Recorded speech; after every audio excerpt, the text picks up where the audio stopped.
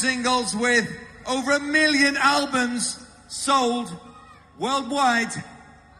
Welcome to Workington. Give them a big cheer, ladies and gentlemen. It is Liberty.